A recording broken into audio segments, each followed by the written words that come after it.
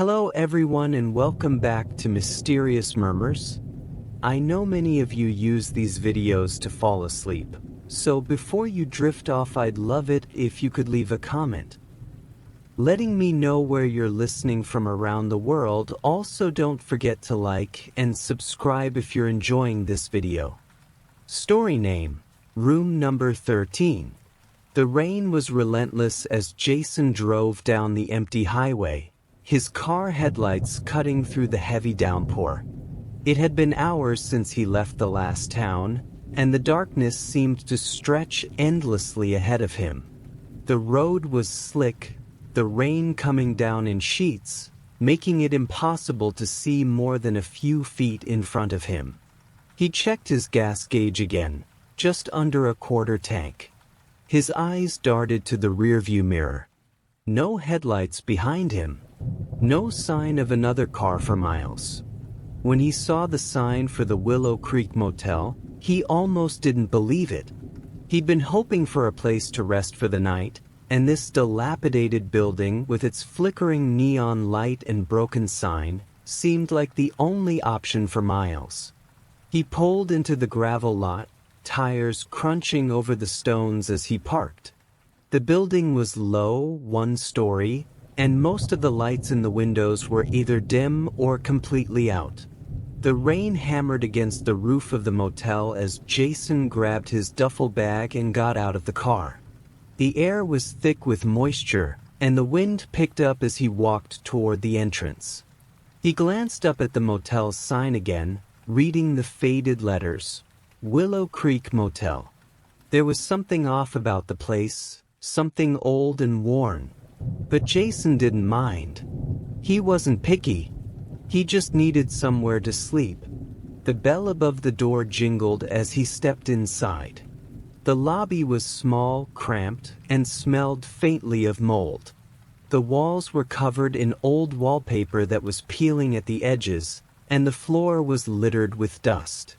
Behind the counter sat a middle-aged man, his eyes half closed, as if he had just woken up from a long nap. He didn't seem to be surprised by Jason's arrival, as though travelers passing through were a common occurrence at this hour. "Need a room?" the man asked, his voice rough and tired. Jason nodded. "Yeah, I was hoping for a place to crash for the night."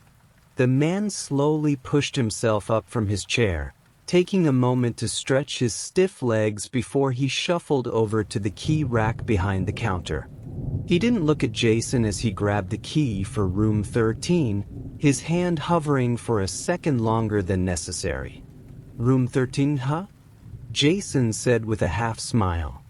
"I'll take it." The man's expression didn't change, but his eyes flickered up to meet Jason's for a brief second. "You sure?" he asked, his voice a little too quiet, a little too flat. Jason paused, slightly taken aback by the odd question. "Yeah, why?" The man hesitated for a long moment before speaking again. "You might want to reconsider that room, son. There's something about it. People don't like staying there. I'd suggest you take any other room." Jason raised an eyebrow, half suspecting this was some strange small-town superstition. "I'm just passing through. I don't care about the room number. A bed is a bed." The man gave a low grunt, as though he had been expecting this response. "Fine," he muttered, sliding the key across the counter. "But don't say I didn't warn you." Jason took the key, the old brass tag cool in his hand. He could feel the man's eyes on him as he turned toward the hallway that led to the rooms. There was a chill in the air, but Jason attributed it to the storm outside. He walked down the corridor, his footsteps echoing in the silence. Room 13 was at the very end, its door a dark, weathered wood, slightly askew as though it had been opened recently. The number 13 was painted in faded red across the doorframe, as though it had been done by hand many years ago. He didn't think much of it, aside from a passing thought that maybe it was strange for a motel to have a room number like that. Jason unlocked the door and stepped inside. The room was small, barely more than a closet with a bed, a chair, and a small dresser. The curtains were drawn tightly shut, but through the cracks in the fabric, Jason could see the rain falling outside in sheets. The room smelled stale, like it hadn't been used in a while.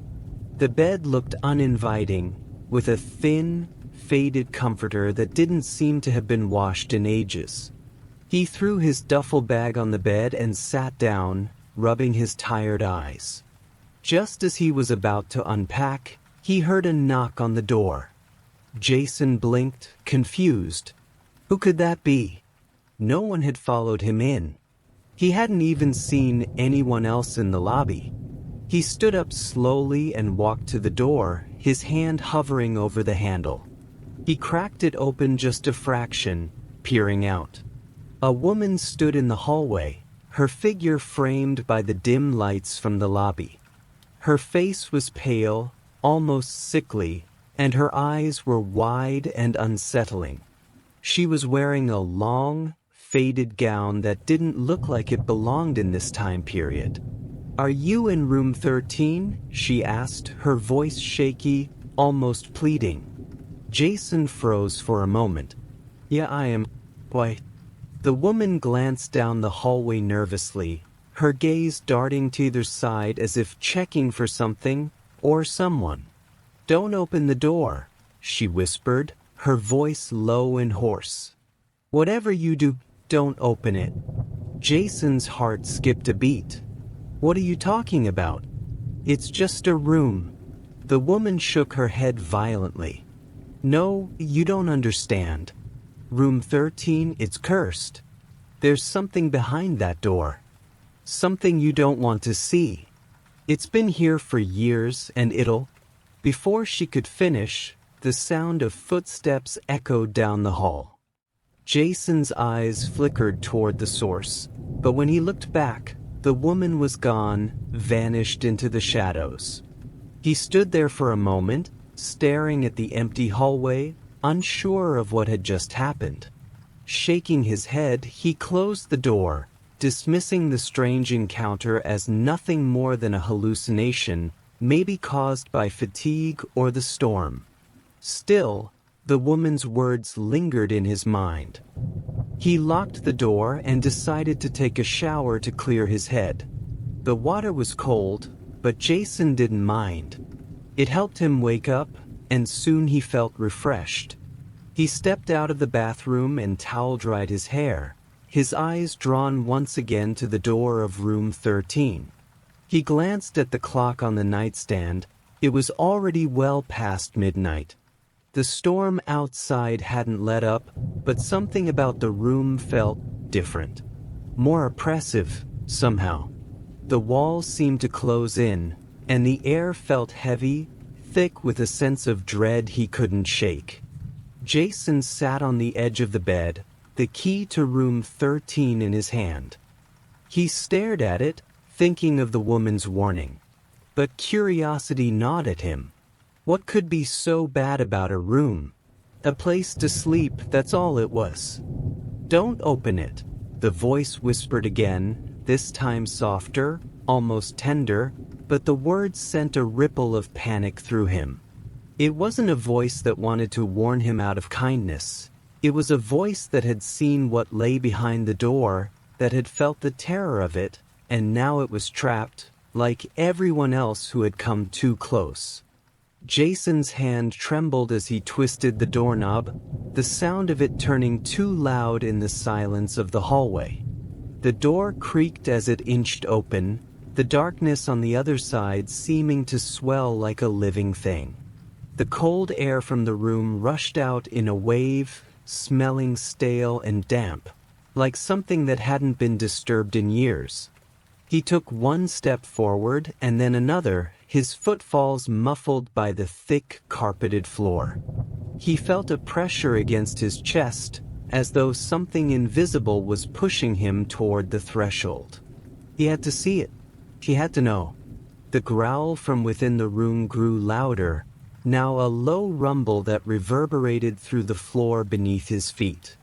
Jason stopped in his tracks, a wave of nausea washing over him as the floor seemed to shift beneath him. His vision blurred, and for a moment he thought he could feel something brushing against his skin, something that wasn't there. It was as if the shadows around him had grown thicker, more oppressive, and were now pressing in on him. He reached the doorway and hesitated, staring into the blackness beyond. The air was thick with the scent of decay, of something long forgotten. Jason squinted, trying to make out any shapes in the darkness, but there was nothing. Nothing except the oppressive weight of the room that seemed to suck the light out of the hallway. A sound broke through the silence then. A whisper, barely audible, like the rustling of old paper, followed by a shuffling noise, as though something was dragging itself toward him. Jason's heart nearly stopped. The sound was too slow, too deliberate, too close. He could feel it, the presence on the other side of the door, moving, watching, waiting. The room wasn't empty. It was alive. His eyes were wide, his breath coming in ragged gasps, but he couldn't move. His body was frozen in place, rooted to the spot by some unseen force. The voice, soft and pleading, whispered again, this time much closer. "It's not worth it. Don't open the door." Jason didn't know if the voice was real or if it was just in his head. But what he did know was that every instinct inside him was screaming to turn and run, to get as far away from this room, this motel, as possible. But his body wouldn't obey. He was too close now. With a sudden, gut-wrenching lurch, the door swung open all the way, revealing the room's interior. And what he saw made his blood run cold. The room was no longer the shabby motel room he had first entered. It had changed, morphed into something grotesque, something twisted. The walls were blackened, as if scorched by fire or time, and the floor was slick with something dark and viscous that shimmered under the dim light that seemed to come from nowhere.